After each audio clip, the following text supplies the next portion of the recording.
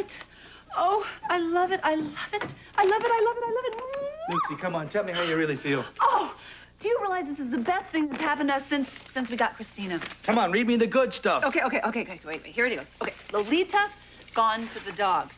That's the way fashion czar Mr. Blackwell described David Bordisso's new schoolgirl line. Well, it's best we sucked him to think it was informal. Right. What are you doing? You don't want to pack the diapers in your briefcase, are you? No. Okay, listen to the rest of it. Mr. Blackwell then went on to praise the new Serena collection, describing it as unique, extraordinary, a winner, and the piece de resistance, however you say that. These stunning dresses are made right here in the good old U.S. of A. Now, before your head gets too big, we have an appointment with little Christina for the doctor. And Lee is being discharged today. I can't believe that we almost lost him. I know, but we didn't. And we have Christina with us safe and sound, and I have a feeling the whole cosmos is lining up in a wonderful line for us. We have our family together, and absolutely nothing is going to change that.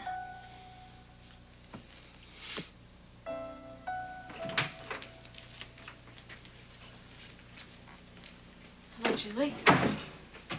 Karen. What are you doing here? It's been a long time, I know, but Chris said you were feeling better. I had nowhere to go but up. So, when are you lovebirds getting married? What do you think about a hospital wedding?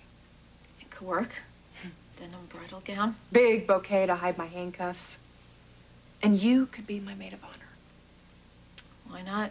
You were going to be mine. Good old days. Chris mentioned that you and Joe split up. I thought you guys were forever. So did I, but I messed up. I judged Joe without having all the facts. I guess it's easy to do even with very close friends. Is that vague attempt at an apology supposed to make things all better between us? No. Good, because it doesn't work that way with me. How about Joe? Is he buying this? Has he taken you back? We're working on it. Meanwhile, you'd like someone to forgive you. Even crazy Julie. You know, I don't need forgiveness. I could use the friend I once had. The friend you'd still have if you hadn't bailed on her. I know I said I didn't want to see you again, but I wasn't well then. If you were really my friend, you would have stuck by me when I was committed to this place. There were a lot of questions. That's funny, because that's what I thought friendship was all about. Believing in someone no matter how bad things look. But you couldn't come through for me. Or Joe. Bailing again? I came to check on an old friend. She's gone. Long gone. I won't bother you again. Could I have that in writing? Well, it looks like I got here just in time.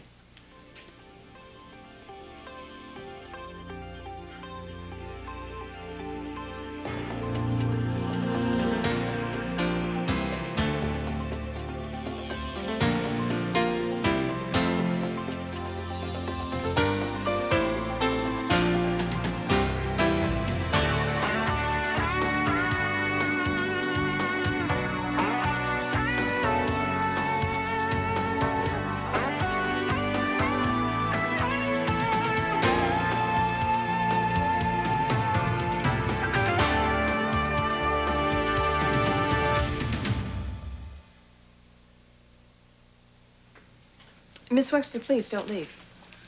It's Dr. Wexler. But how do you know my name? Who are you? Rachel Locke. I saw your name on the visitors list. I am Julie's new therapist. Wow. Good luck and goodbye, Dr. Locke. Can I ask why you came out here? Yeah, I had this dumb idea. Maybe we could be again. Obviously, I was wrong. Why, because of a conflict? Why don't we resolve that? My grandfather's being released from the hospital today. Where I put him when I fired him as my guardian. Help me.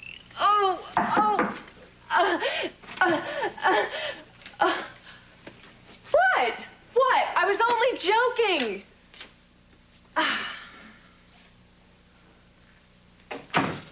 About a heart attack? A pulmonary embolism. And it was your lucky day. If Lee were still my guardian, he would have never hired someone like you. Why? Because you told me yourself you're smart. You might even get me out of here, and that is the last thing Lee Baldwin ever wanted.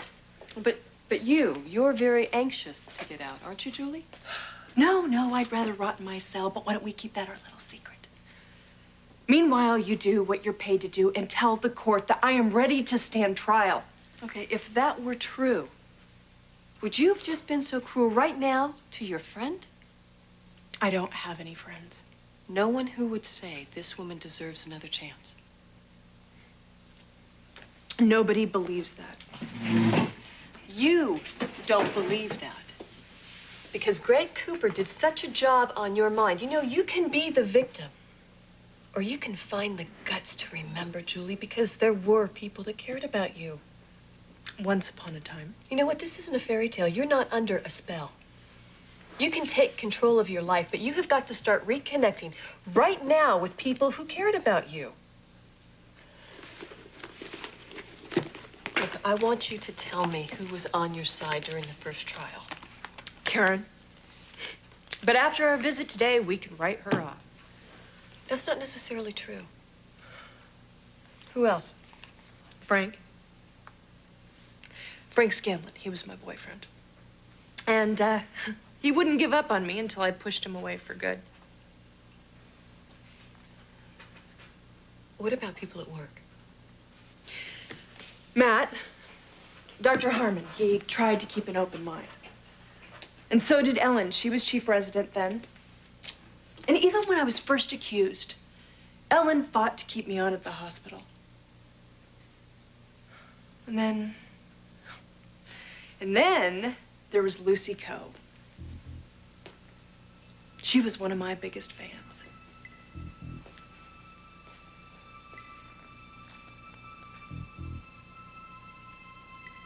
Great. Who is it It's this Bernie. time? Bernie, Okay. the wire service has jumped all over. Paradiso's fall line is finished. Oh, this is fabulous. This is so Listen, fabulous. Bernie, here's what I want to do. I want to go really big with this. All the big newspapers, the fashion magazines, even, you know, the website, the World Wide Web. Get on that. And tell him even TV shows. We want to be on mentioned at least on The View. Yeah, The View. Okay. And, well, look, maybe it's a little overkill, Bernie, but look, after what he did to us, that child labor thing, he's time to get a taste of his own medicine. Hey, Yeah. You hear that? That's right. You hear that? You're dead. All right, just do it, Bernie, or you're fired. Right in the kisser. That's a way to tell him. Oh, hey, you too. Listen. Oh, by the way, did you happen to get a load of this? Yes, read it from top to bottom 3 times. You guys came out looking terrific. Hey, do you guys think Bordiso's read the papers? Well, let's hope he has, and he spit up his morning coffee. Oh, maybe now he'll clear out of Port Charles for good. That would be wonderful, but that may be easier said than done. Well, what's left for him? You told him you don't want him in your life. Now his business is in serious trouble. Yeah, but you got to understand something, see, Bordiso is a very dangerous person here, and he doesn't take defeat very well. Then we will just make him, won't we? Yes, we will. We will do whatever it takes. Dr. Matt Harmon to room 604. That's that patient I wanted a second opinion about. Lead the way. Okay, thank See you later. We have some dissing to do on your friend, Catherine Bell. Very serious. Kelly's later. You really want to win this fashion fight, don't you? I want to win every fight we have against Bordiso. And you will. Yes, I will. Couldn't do it without you, though. You know what Bordiso doesn't get? He keeps trying to tear us apart, but he can't. Well, he did hurt us, though. But here we are, standing right in front of his face. An ugly face I'd like to take a weed whack or two and bust up his goatee, you know. You know what our 2 girls are going to learn from you? That women can be tough. They can be strong. That is probably the most wonderful thing you've ever said to me. I've said nicer. Thanks.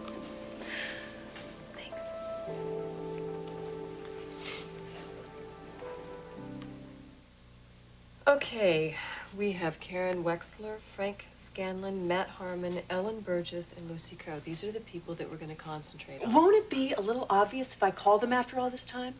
Hey, it's your old pal Julie. Want to be a character witness? Look, we need someone who's going to be on your side, Julie. Someone who's going to be gung-ho. Have you met Lucy yet? Yes. She's a bit self-involved. Why? Was she rooting for you?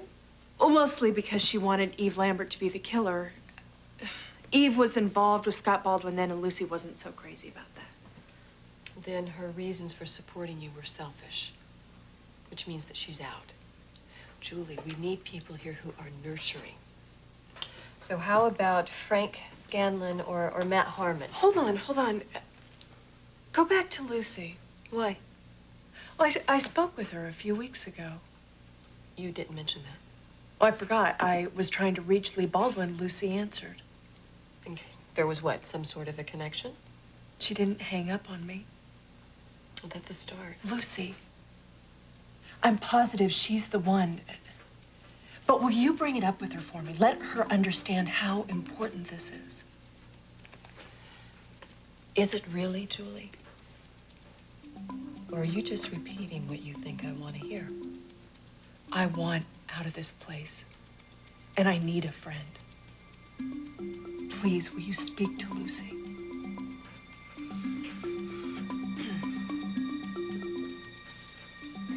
You know, when Christina gets fussy at night, you know what I do? I sing her this wacky song that Aunt Charlene used to sing to me. And then she kind of quiets down, and then I'm supposed to put her down, right? Well, I confess I can't do it. I take her back to bed with me. Scott doesn't mind? Well, no, not really. He just says, hey, the more the merrier. Then he goes to sleep. And then you go back to sleep, don't you? Almost. And then I start nodding off. But all of a sudden, I'll feel her little body pressing up against mine, like a little spoon. And I just know then life is incredible and all's right with the world, and Christina is mine. Lucy. No, Ellen, she is our daughter. She is, and as soon as the adoption papers are all finalized, then I will never, ever, ever let you leave my side, ever. Well, that could make that first date of hers a tad awkward. Why? Not awkward at all. I go on the first date, I sit in the back seat, I just don't say a word. That would be a first. Very funny. Hey, look at you. You know, you'd make good mommy material, too. Don't I need a partner first? Nah, a mere detail, no problem. Of course, there is Matt, you know. He would make a very nice daddy. Yes, he would. And who knows, it could probably happen. If he doesn't find out about Sebastian and me. How many times have I told you? How many times? You don't tell him. It's very simple. It's okay, sweet pea. It's just, I believe that if people love each other, then they should tell each other the truth, the way that you and Scott are honest with each other. Well, you know, we do that. We tell the truth most of the time.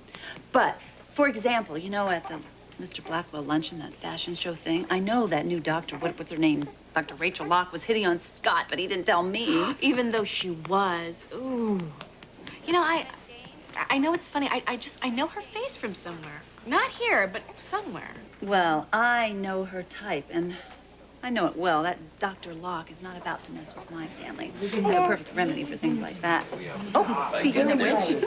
Gangway here. Healthy old man coming through. Hey, you, look at you. You look very, very healthy. Good enough, I think, to go out in the garden, maybe plant some gladiolas. I am. Oh, and I bought new bulbs. How many times have I told you? We break up the old ones before we plant the new ones. Really? Grandpa, I heard you all the way across the lobby. Honey. Just as stubborn as ever. Yeah. I was wondering where you were. I went to visit Julie Devlin. I know. She's caused all of us a lot of heartbreak. But we used to be friends. Look, anyone who tries to help Julie is asking for a kick in the teeth. I'm the prime example here.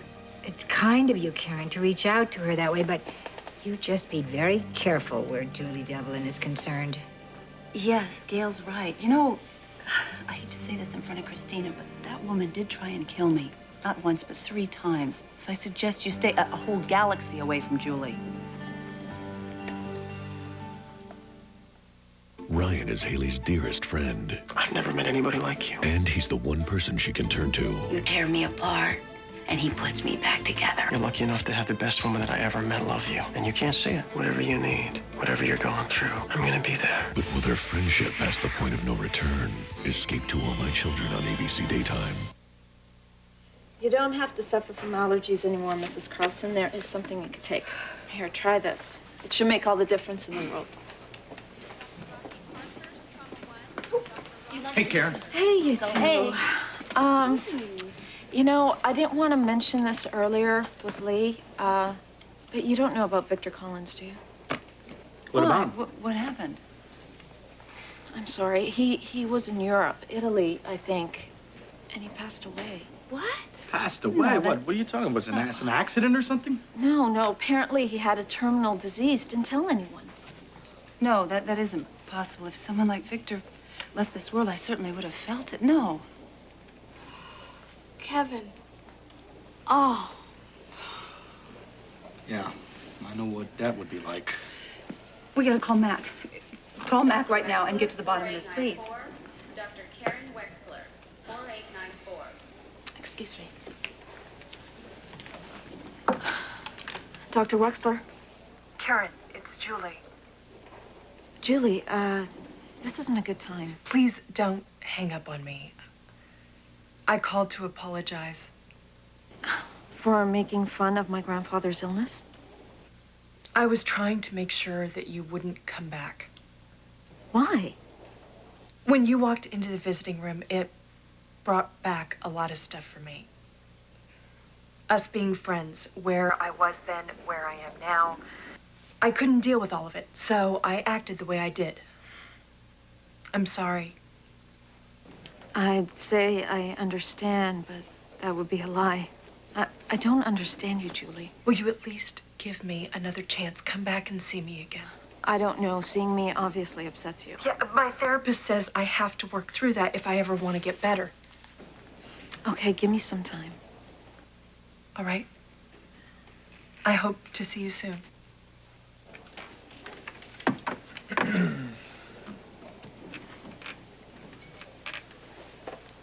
Bad news?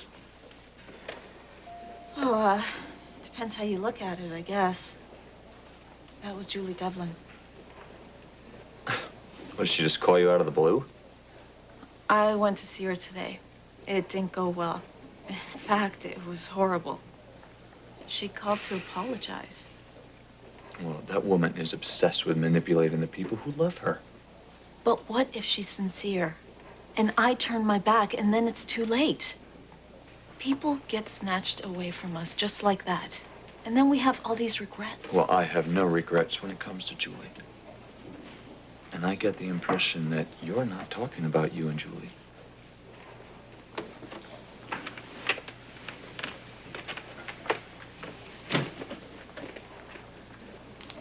I do not believe this. I didn't even know he was out of the country. I just see him dancing his little heart out at the nurses' ball. He and Mary were so happy. I had no idea how little time they had. This must be really rough for Mary. We need to find out if there's anything we can do for her, right? I'm gonna call and see if she's at home.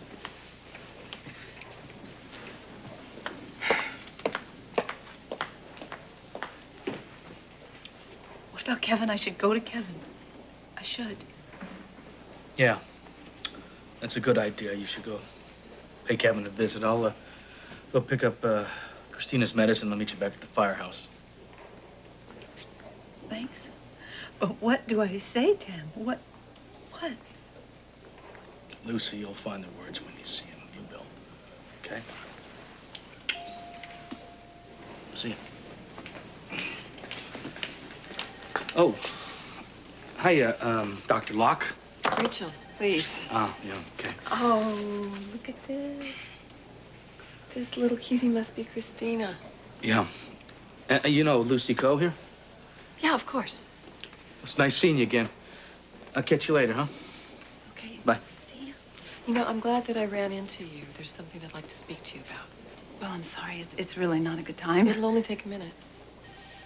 Look, Dr. Locke, I just... learned that someone very dear to me has passed away. And so unless you have some sort of formula to bring back a man from the dead, I'm just not interested. I'm very sorry for your loss. Of course, another time would be fine. And if there's anything at all that I can do for you or Scott. I appreciate that, but you don't know either one of us. Sometimes an outsider, though, can bring perspective to this sort of a situation. Thank you, but Scott and I are just fine. All right. But if you do change your mind. I won't. No, I won't. But thank you. And by the way, I can take very good care of my family. I sense that about you. I think you'd go to any length to take care of the ones that you love. You're right. I would. Good. I'm very glad that we understand each other so well.